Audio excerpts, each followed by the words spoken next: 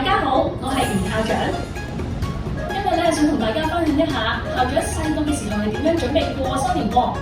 年28洗邋遢，我會同屋企人一齊大掃除，清理完家居之後，就會將揮春同埋一啲賀年吊飾掛喺屋企唔同嘅角落。之後仲會準備全盒，將糖果啦、朱古力啦、一啲賀年嘅食品放喺全盒裏面。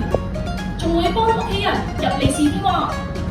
去到年30晚就會同屋企人食團年飯，食完團年飯就會去行花市選購蓮花同埋風車。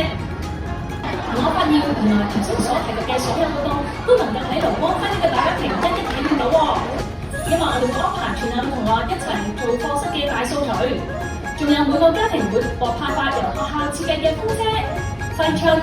仲有同學仔家長喺健康的生活方式創意利是封親子設計比賽冠亞季軍獲獎同學設計嘅利是封，大家亦都可以選購由家長教師會委員同埋家長義工親手製作嘅蓮花。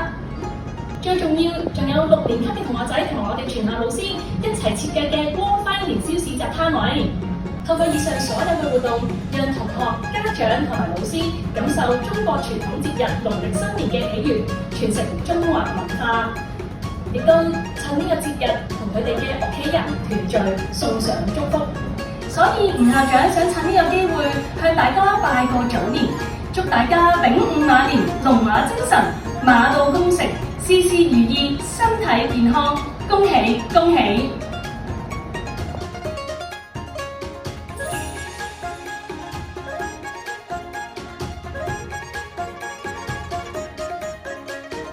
祝大家馬到功成，平安喜樂。祝大家馬年吉祥，吉星拱照。好，經過我哋嘅左度右度，祝大家一馬當先，喜氣洋洋，恭喜恭喜！祝大家龍馬精神，步步高升，恭喜恭喜！祝大家馬年大吉，身體健康，要健康。我哋祝大家馬年快樂，學業進步，耶！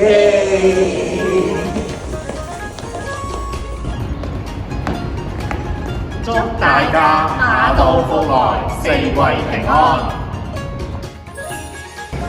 學校永遠支持你，祝大家萬事如意，馬年行大運。